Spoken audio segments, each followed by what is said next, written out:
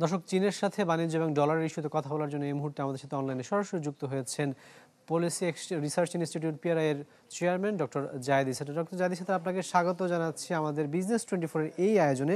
আমরা আসলে প্রতিবেদনগুলোতে দেখছিলাম যে চীনের সাথে যে আমাদের যে আমদানি রপ্তানি বাণিজ্য, সেখানে আমাদের হিস্সাটা আসলে খুবই কম। আমরা আমদানিটা বেশি করে, বিপরীতে রপ্তানিতে নানা সুযোগ সুবিধা থাকার পরেও সেটা করতে পারছি না।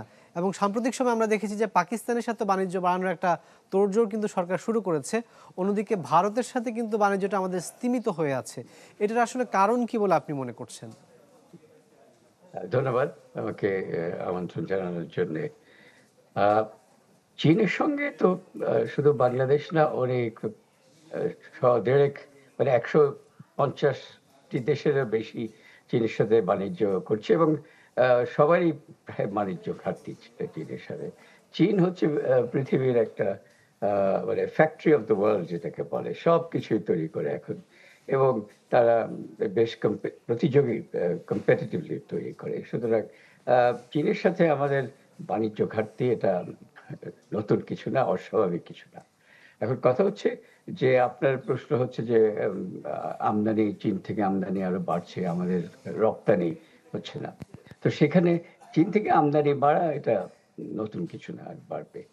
কিন্তু রপ্তানি আমরা কি রপ্তানি করি? আমাদের তো ৮৪% রপ্তানি তো হচ্ছে গার্মেন্টস। তো চীনে আমাদেরকে গার্মেন্টই রপ্তানি বেশি করতে পারলে আমাদের রপ্তানি বাড়বে। সমস্যা হচ্ছে আমরা যে বেসিক গার্মেন্ট, আমরা তো বেশিরভাগ আমাদের ওই যে বেসিক গার্মেন্টস আমরা বিক্রি করি, যেটা সেখানে চীনের সাথে আমাদের কিন্তু প্রতিযোগিতা ভালো আছে। আমরা যে রিসার্চ করেছি, আমরা দেখেছি যে এই মৌলিক গার্মেন্ট যেগুলো আছে, বেসিক গার্মেন্ট যেগুলো, এখানে কিন্তু চীনের সাথে আমাদের কম্পিটিটিভ অ্যাডভান্টেজটা খুবই ভালো আছে। এছাড়া অন্য গার্মেন্টে চীনের অবস্থাটা বেটার।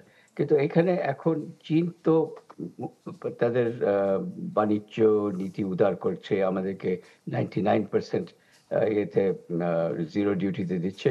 সো এটা আমাদের রপ্তানি বাড়বে, চীনে বাড়বে।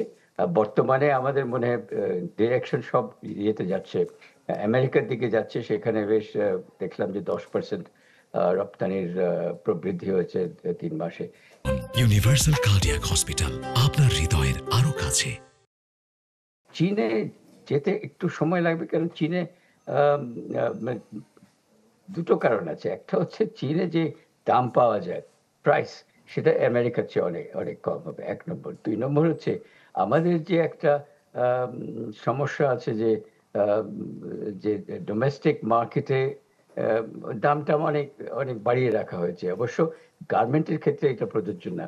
আপনার রপ্তানি যদি অন্য কিছু রপ্তানি করতে আমরা যাই চীনে, খুবই অসুবিধা হবে। তার কারণ হচ্ছে, এক তো হচ্ছে চীনে আ ও জিনিস ওই জিনিসগুলোর দাম খুব কম হবে। ২ নম্বর হচ্ছে বাংলাদেশে আমরা শুল্ক দিয়ে এত আ দাম-টাম বাড়িয়ে রেখেছি। মুনাফার হার দেশীয় বাজারে বেশি। সো চীনে রপ্তানি করে আমাদের মুনাফার খুব সুবিধা হবে না। এটা ১ম ধাক্কা। সো তবে উনারা যদি, আমাদের রপ্তানিকারকরা যদি মনে করেন যে না, আমরা গার্মেন্ট ছাড়া অন্যান্য পণ্য রপ্তানি যদি করি চীনে, বিরাট বাজার আছে চীনে। এবং এই যে এ স 99% ট্যারিফ লাইনে উনারা 0 ডিউটি দিচ্ছেন।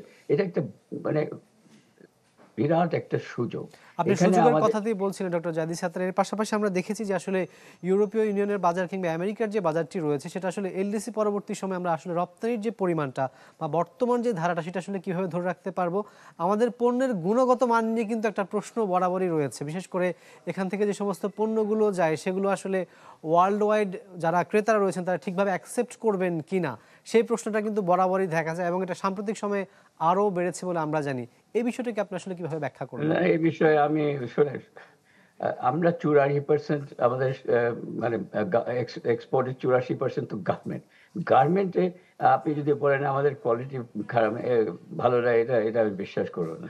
কারণ আমাদের গার্মেন্ট রপ্তানির যে প্রবৃদ্ধি দেখাচ্ছে বছরের পর বছর, তাতেই বোঝা যায় যে আমরা স ভালো কোয়ালিটি গার্মেন্টস রপ্তানি করছি। এবং গার্মেন্টের প্রোডাকশন এ এখন আমরা মানে কমপ্লায়েন্স, সব এনভায়রনমেন্টাল কমপ্লায়েন্স এগুলো মিট করছি। এলডিসি গ্র্যাজুয়েশন হলে আমেরিকাতে তো কোনো সমস্যার কথাই নাই, কারণ আমেরিকাতে আমরা কোনো বিশেষ করে গার্মেন্ট রপ্তানিতে কোনো অ্যাডভান্টেজ তো পাচ্ছি না।